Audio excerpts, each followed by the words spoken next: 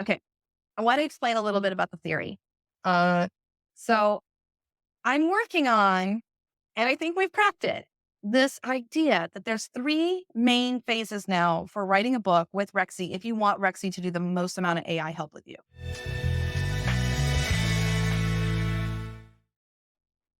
Phase one is making sure all of your N1 through 10 elements are set. Your Notion one, so that's genre, characters, setting, story world, writing style, outline, seamless.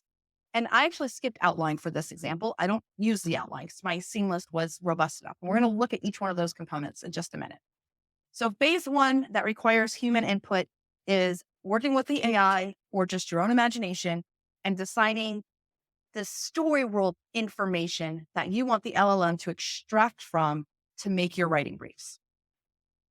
Phase two, and I'll show this a little bit. You run the sequences to make your writing briefs. So boom, boom, boom, boom, boom, boom, boom, boom, boom, you get your writing briefs. Now you need to pause, and we're going to do this together. You need to look at those writing briefs and make sure that they make sense. Okay, that is your moment to be like, no, you got that wrong. Her eyes aren't green, they're blue. Or he doesn't say that. That's stupid dialogue. I want him to say this. So we're going to make a couple of those changes in just a second. And then finally, the prompts run and you get these scenes written for you. And then your third and final human input stuff is to read these scenes and validate them. And that's when you would be marking them up either inside of Notion or inside of Line Editor, inside of Rexy, or maybe you use Pseudowrite or Novel Crafter. Those kinds of tools, or Poe or Jasper, even ChatGPT, whatever tool that you would take like some of your like finished writing and then you would like use AI to like clean up or add more information and stuff to. That's kind of like the post-production work. So if you think about it, pre-production, production, post-production, there's three main areas for the human to give input. The components of the story world and information. Then you have to check the writing briefs and make sure that they're good. And then finally, you check the final output. And by the way, last night when we got the writing scene brief prompt right, and it was just sequencing, 25 minutes to run 26 scene writing briefs. So it maybe took me about an hour or two to validate all the outline and everything like that. So it's pretty quick. I also feel like I have more control. Yeah. Like I'm not as beholden to the LLM for whatever it's going to create because you created that writing brief, but then I validated each one of those before it went to production, before it went into the scene. So Yeah. I was like, yes, that dialogue, or no, that, not that dialogue. Yeah. And I think that's important. Otherwise, you could just have a lot of drivel at the end and it wasted all that time and all those words when you could just pause between to actually do the changes like you're saying. I think that's what frustrates me too. Um, there's times when I'm working with the LLM that I feel like I get lost in the sense that I'm so bogged down and like, what was my original intent here? Like, where am I? Because it went so off on a tangent and I have squirrel syndrome that I'm like, oh, we do need to explore this whole nother storyline with this pet character. All right. So let me go ahead and bring back the computer and let's go ahead and write those on the notes here. So I'm just going to share this so that you guys have it for your easy notes. And that is 3-phase writing is what I'm calling this with the AI if you are using Rexy.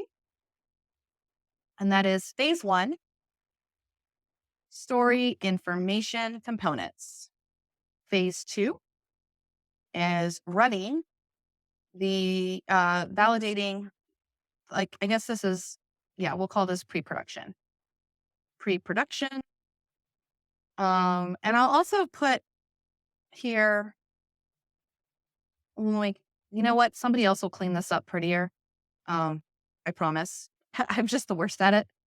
This is like your N1 through N10, characters, story world, etc. And then I'm also going to put here that you're also going to want to validate your blackjack sequences.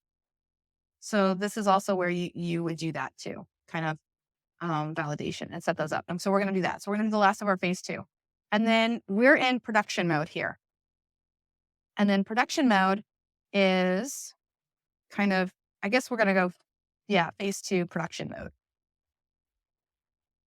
And this is where we're using the LLM to iterate as fast as we can, because it is my position that I'm a better writer with AI assistance, believe it or not. Yes, I'm a good writer. If I just write myself and then I revise and I revise and revise, the writing is good. My readers enjoy it, but I get there faster if I have a kind of a meh first draft from the LLM or a decent first draft and I'm just adding in extra human pizzazz and stuff to it because it's pushing my boundaries as a writer. It's pushing me to really consider a lot more details than what I would. And there's a lot of writers in history who have done really well with collaborative writing. So production mode is phase one, or I'm sorry, we'll go with phase 2A. These are your writing briefs. I think that writing briefs are superior to beats, 1000%. I will, right now, at this moment, 2023, and I'll let you guys decide by the end of the video if you agree. And then you human intervention, validate each writing brief. I use scenes. You could use chapters. I find that scenes work better. Phase 2B is actual scenes. And then we go into phase 3, which is post-production. And this is where human reads each scene and adds more writing to it, edits, etc., with AI or without AI. So that's the methodology. Now, big question is, people always ask is like, how much time does this take? Because that's a good question. Last night, we were doing so many different things, and I can read as fast as it streams. Not everybody can do that, but I can. It takes me, I would say that your pre-production, this could be anywhere from a few hours to days. And the reason I say that is because how many of you have stories that you have to like percolate for a little while? Sometimes I have story ideas. Like my old way of writing, I would write all my ideas into a composition notebook, and then as they would come to me, and they would be slapdash, be all over the place. And usually I would write like a sketch outline, like, and then this happens, and then this happens, and then this happens. And I start writing the book, and I would always dictate, and then it would never fail. I would get halfway to the book, and whatever ending I had planned is changing now. Because once I get to the middle of the book, I realize, oh, no, this isn't happening. This is changing. So then there's always a point in the middle, like right when I get about 30,000 words on a project, I have to like redo the whole story. And then I have to, once I get to about 40,000 words, then I realize like I have double or triple the amount of scenes planned than what's actually going to go in the book. And I'm like, don't need that scene, don't need that scene, because now is the point where everybody's like jonesing for an ending.